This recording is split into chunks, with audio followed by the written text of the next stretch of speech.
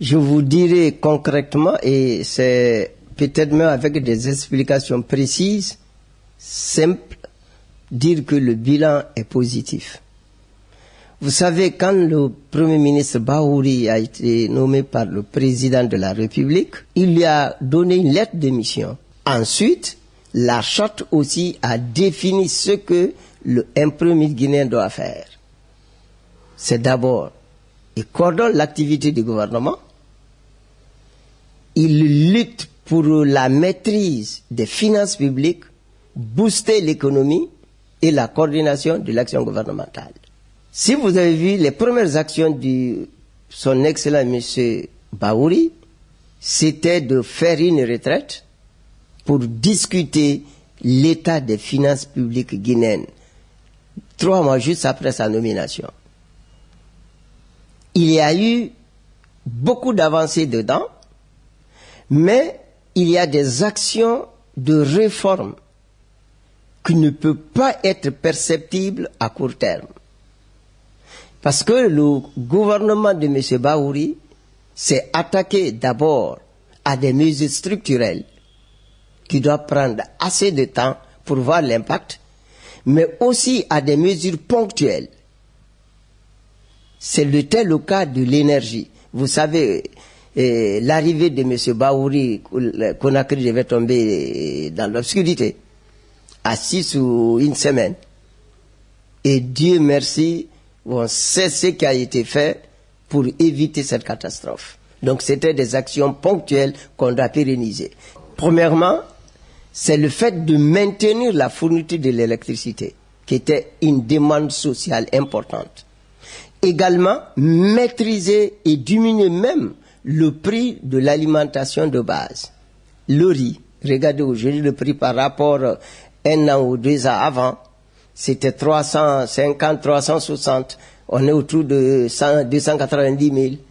Ensuite, sur mesure monétaire, regardez le rapport entre le franc guinéen et la monnaie et la devise. Vous verrez que quand on parlait de 12 000, 10 000, on est autour de 9 000 pour l'euro, 8 000 pour le dollar. Donc ça, sur le plan économique, l'action est concrète. Il y a aussi sur le plan de mobilisation des ressources. Si vous comparez la progression des ressources, on est à plus de 12%. Bien que je le dis, il y a assez d'efforts à faire. Mais ce qui devrait être spectaculaire, visible, il s'agit des réformes engagées pour la réforme des établissements publics, industriels et commerciaux. C'est en cours, ça va aboutir. Mais dès que ces mesures sont mises en œuvre, l'impact est visible. Pourquoi? On parle de 6 000 milliards. C'est beaucoup d'argent par rapport à 35 000 milliards. C'est pas négligeable. 6 000 milliards de francs guinéens? Oui, les subventions accordées à ces entreprises. Il y a beaucoup de choses à voir. Des mesures encore portent sur l'efficacité de la dépense publique. Mais c'est pour dire que c'est des mesures, c'est pas à court terme. Entre l'analyse, la prise de décision et l'application des décisions, il peut y avoir assez de temps. Pourquoi il faut se préparer? Attention, quand on dit EPA, ce sont des Guinéens qui y travaillent. On ne peut pas tout de suite supprimer un emploi, mais où on va résoudre un problème pour créer d'autres. Donc il faut d'abord trouver des palliatifs. Et il ne faut pas faire de réformes pour faire des réformes, mais pour trouver un résultat qui est bon pour la Guinée.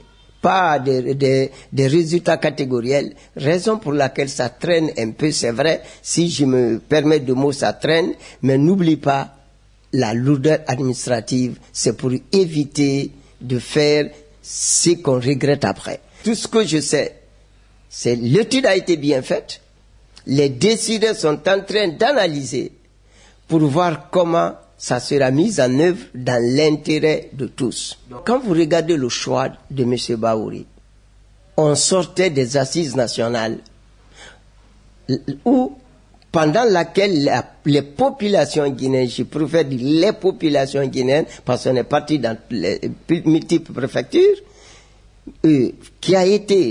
Bahouri a été associé à tout le processus. Il a géré la cellule technique de rédaction du rapport. Il a rédigé une bonne partie du rapport. Et le rapport dit quoi? Dans beaucoup d'éléments, le rapport demande la répartition équitable des richesses nationales entre les régions. Ça ne vous dit rien. Je prends des préfectures comme Tougué, Mali, et l'Elouma, qui n'a jamais parlé de goudron ou d'eau potable. Ils en ont aujourd'hui. Parce que le président dit, c'est vous qui avez rédigé le rapport, et j'ai pris l'engagement que je dois mettre en œuvre.